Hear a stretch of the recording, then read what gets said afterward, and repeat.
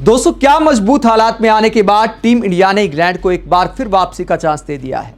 Manchester test का पहला दिन किसके नाम रहा? पहले दिन का खेल खत्म होने के बाद एडवांटेज आखिरकार किसको है? इंडिया को एडवांटेज है या इंग्लैंड को? इस बात का विश्लेषण करेंगे। पहले शुरुआत से बात करते हैं। किस्मत पता नहीं टॉस के मामले में भारत का कब साथ देगी। चाहे रोहित शर्मा कप्तान हो, चाहे शुभमन गिल कप्तान हो, चाहे ऑस्ट्रेलिया की धरती हो, चाहे दुबई में चैंपियंस ट्रॉफी हो या फिर अब इंग्लैंड का टूर, सिक्के का उछाल भारत का साथ आखिरकार कब देगा? भारत का कप्तान आखिरकार टॉस कब जीतेगा? लगातार चौथी बार इंग्लैंड ने टॉस जीता और भारत को बल्लेबाजी के लिए आमंत्रित किया। बेन स्टोक्स को उम्मीद थी कि ओवरकास्ट कंडीशंस हैं, पहले दिन की पिच है, थोड़ी नमी है, मैनचेस्टर में गेंद ज्यादा स्विंग भी करती है और वाकई गेंद कांटा बदल रही थी बहुत ज्यादा। तो मुश्किल वक्त निकाला केएल राहुल ने, जायसवाल ने, दोनों की तारीफ करनी होगी। लंच से पहले कोई नुकसान नहीं होने दिया। पहले सत्र में भारत ने बनाए 78 रन बिना नुकसान के, तो टीम इंडिया काफी आगे हो गई थी मैच में। दोनों बल्लेबाजों ने नजरें जमा ली थी, लेकिन केएल राहुल अपनी 50 पूरी नहीं कर पाते हैं। 46 रन बनाकर जिस तरह आउट हुए, उन्हें इस बात का मलाल रहेगा कि एक बड़ी पारी नहीं खेल पाए, लेकिन फिर भी अपना काम कर गए थे। अच्छी गेंद थी जिस पर केएल राहुल आउट हुए, लेकिन केएल राहुल से ज्यादा मलाल होगा जायसवाल को। 58 रन बना लिए थे। जब इतना आगे आ जाते जायसवाल तो आजकल सेंचुरी पूरी करते हैं।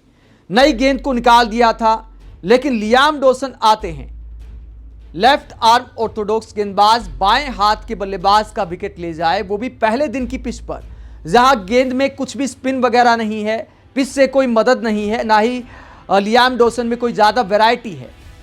T20 टाइप के गेंदबाज माने जाते हैं, दाएं हाथ के बल्लेबाजों को परेशान कर सकते हैं, वो समझ आता है।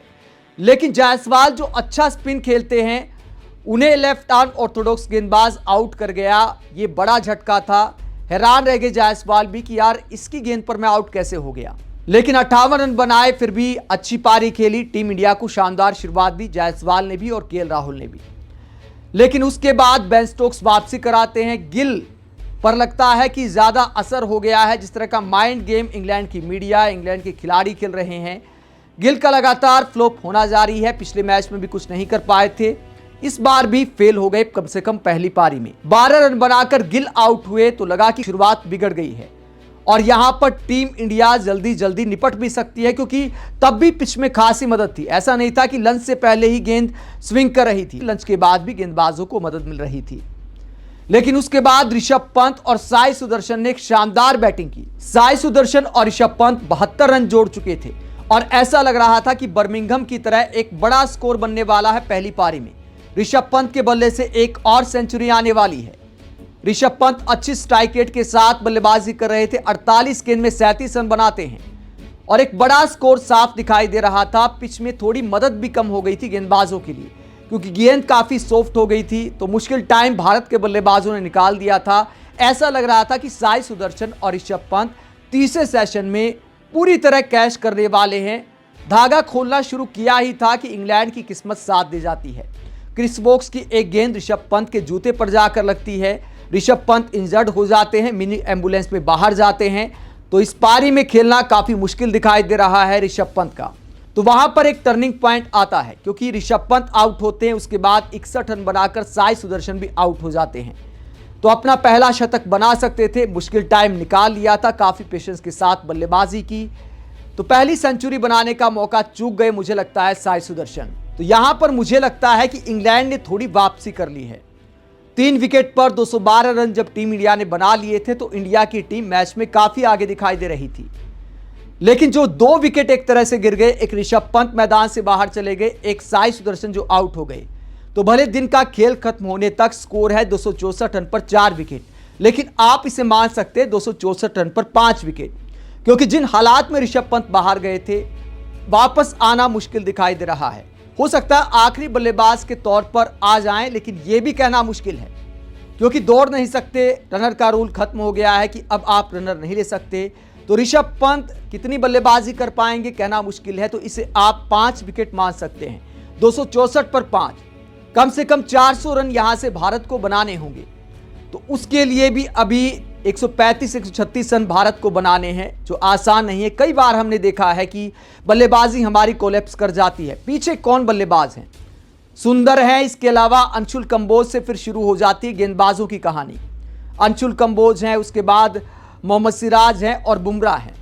तो बल्लेबाजी में ज़्यादा गहराई नहीं है, पार्ट टाइम के बल्लेबाज ज़्यादा हैं।